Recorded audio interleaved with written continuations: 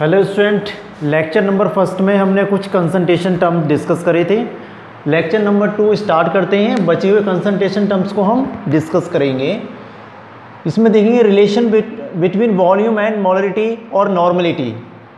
Okay, तो आपको पता है कि molarity equals to n upon v, gram mole upon volume होता है। यहाँ से अगर हम बात करते हैं तो एन इक्वल्स टू मिल जाएगा आपको एम इंटू वी। अब यहाँ पे हम बोल रहे हैं रिलेशन वॉल्यूम के साथ, तो यहाँ पे जो मोल होंगे इनमें तो वो क्या होते हैं, सेम रहेंगे। इनिशियल मोल भी फाइनल मोल क्या होते हैं, बराबर रहते हैं।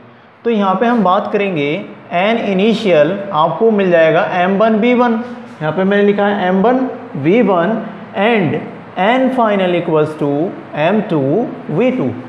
नाउ दोनों बराबर n initial equals to n final. N initial है यहाँ पर m1v1 इक्वल्स टू m2v2। तो इस तरह से आपको ये रिलेशन मिल जाता है। ऐसे आपसे पूछ देता है नॉर्मलिटी से, तो नॉर्मलिटी से आप क्या बोलेंगे, n1v1 इक्वल्स टू n2v2। तो इस फॉर्मूले का आप यूज़ कर लेंगे। ठीक है, हमारे पास न्यूमेरिकल है 0.3 m 200 ml solution is diluted with 100 ml H2O, find the molarity। Simple इस फॉर्मूले का यूज़ करेंगे। m1v1 equals to m2v2। यहाँ पे पहला बीकर जो है उसमें ये बोल रहा है m1 equals to 0.3 and v1 है यहाँ पर 200 ml। ओके, फिर आप डाइल्यूट किया इसमें क्या करा, कितने ml, 100 ml वाटर से इसने इसको डाइल्यूट किया है। तो यहाँ पर बन जाता है m2 आपको फाइंड करना है और v1 यहाँ पे बन जाएगा। देखो यहाँ पर पहले कितना था, 200 ml है ये, ठीक है, 100 ml यानी 300 ml, 200 प्लस 100 ml आपको मिल जाएगा यहाँ पे 300 ml। इस वैल्यू को इसमें हमने पुट करना है, m1 0.3 and v1 200 ml equals to m2 into v2, v2 is 300 ml। m2 equals to 0.3 into 200 upon 300। इसको आप कैलकुलेट कर लेंगे और आंसर को बना लेंगे। ओके, नेक्स्ट टॉपिक की तरफ मूव करते हैं।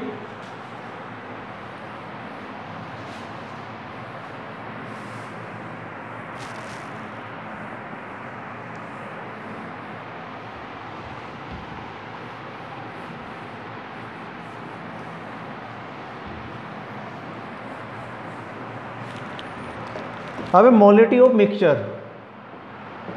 मोलरिटी ऑफ मिक्सचर, ठीक, इसको देखेंगे। हमारे पास ए बीकर है, इसमें m1v1, okay, beaker B this have m2v2। दोनों को हमने मिक्स किया, आपको मिलता है इस तरह से। मिक्स करने के बाद v1 प्लस v2 m, ठीक है। यहाँ पे मोलरिटी सेम रहती है। यहाँ पे आप कहेंगे मोल्स दोनों के बराबर हैं, ये इनिशियल मोल के लिए और ये फाइनल मोल के लिए, है ना, यानी n इक्वल्स टू आपका n initial plus n final होता है।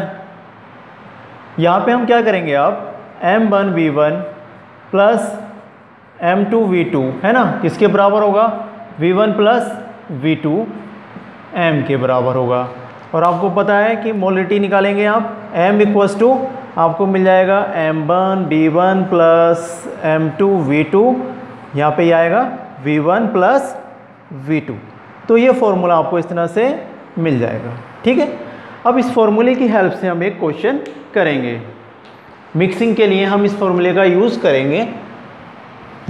देखते हैं उस न्यूमेरिकल को। ओके, न्यूमेरिकल है हमारे पास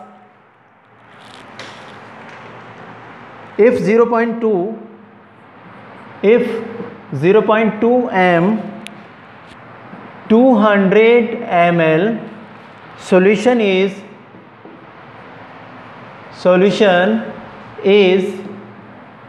mixed with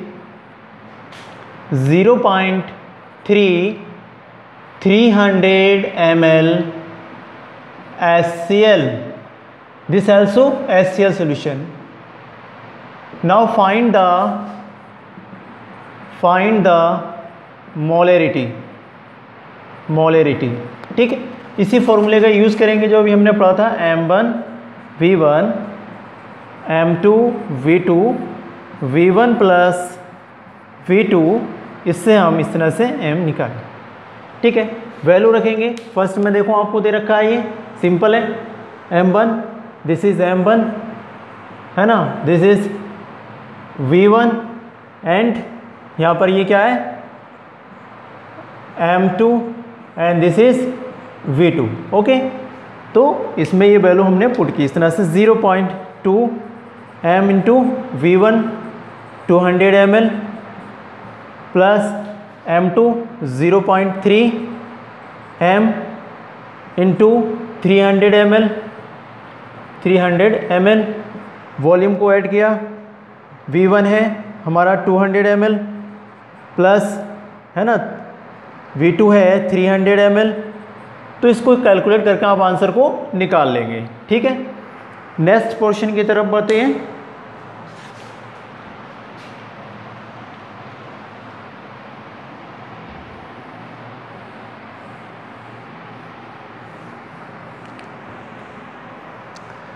नेक्स्ट हमारा पोर्शन है मोलेलिटी से।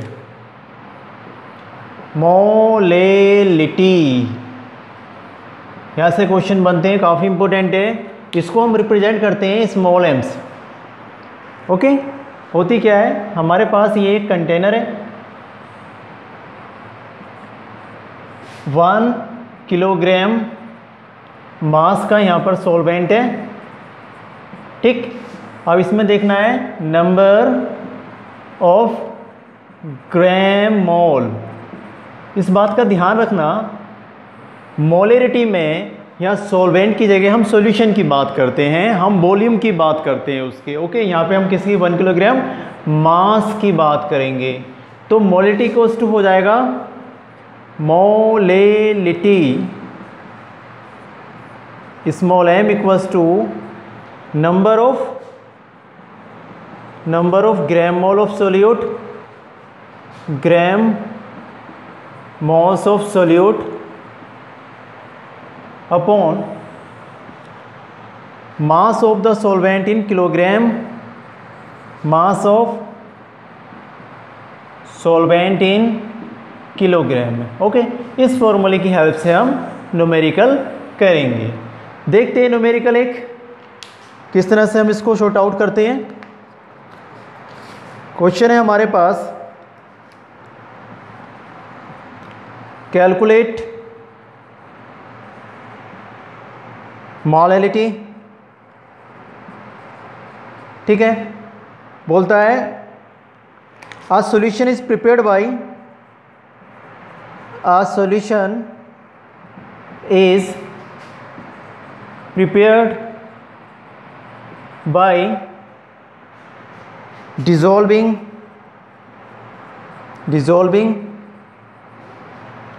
5.64 gram of glucose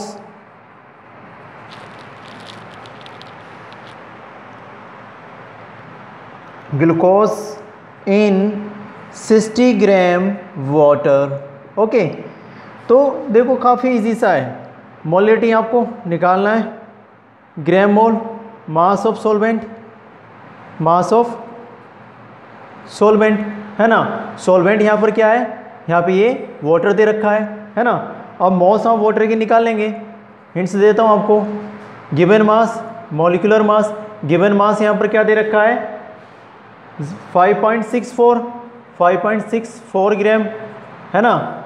और मॉलिक्यूलर मास आपको बोला है कि prepared by the dissolving 5.64 gram glucose का मॉलिक्यूलर मास 180 आएगा। इसको कैलकुलेट कर लेंगे, और आपको यहाँ पर देखो n आ गए, यानी n आपको 5.64/180 है ना। मास ऑफ सॉल्वेंट इसमें गिवन है 60 ग्राम ऑफ वाटर, तो 60 ग्राम ऑफ किलोग्राम में 1000 लिख लेंगे और इसको आप इस तरह से कैलकुलेट करके आंसर बना लेंगे। ओके, तो ये मोलिटी का टर्म हम यहाँ तक कंप्लीट करते हैं। आगे हम मूव करते हैं।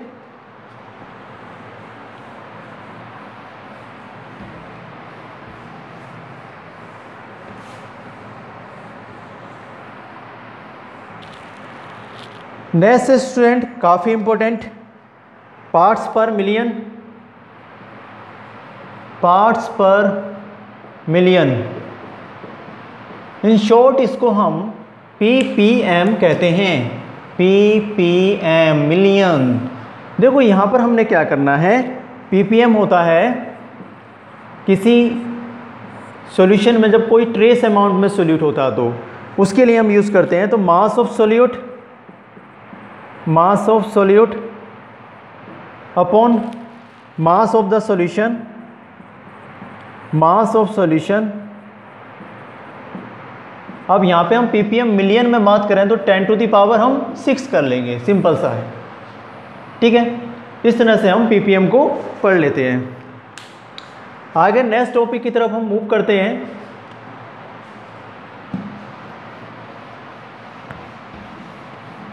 जो काफ़ी इंपॉर्टेंट है, क्वेश्चन बनते हैं वहाँ से।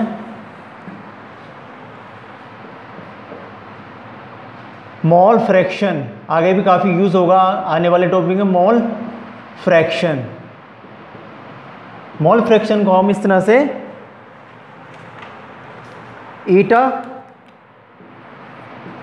ईटा से रिप्रेजेंट करते हैं, या फिर हम इस मोल फ्रैक्शन को इससे जीटा से भी रिप्रेजेंट करते हैं, ठीक है। मोल फ्रैक्शन होता क्या है, देखो हमारे पास एक सॉल्यूशन है और इस सॉल्यूशन के अंदर दो कंपोनेंट है ना। कंपोनेंट A के मोल हैं Na और कंपोनेंट B के मोल हमारे पास Nv हैं, ठीक है। ये मिक्सिंग हमने कर दिया है। अब मोल फ्रैक्शन होता क्या है, यानी मोल फ्रैक्शन होता है individual component, mass of individual component, mass of individual component upon total component present in the solution, total mass of component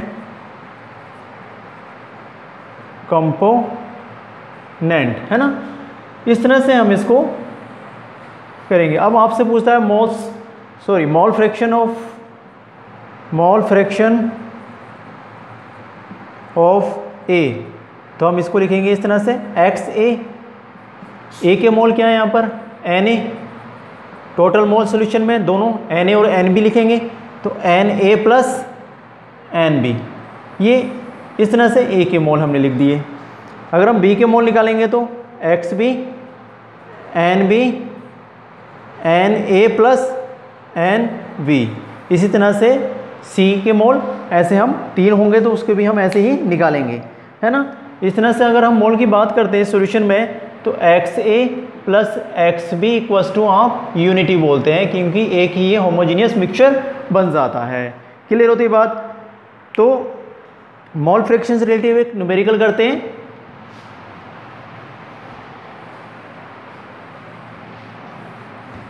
question है a solution is prepared by dissolving, a solution is prepared by dissolving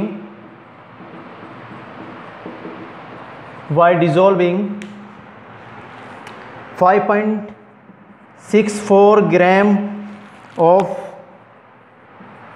glucose in 60 gram water, है ना। पूछा है find the mole fraction.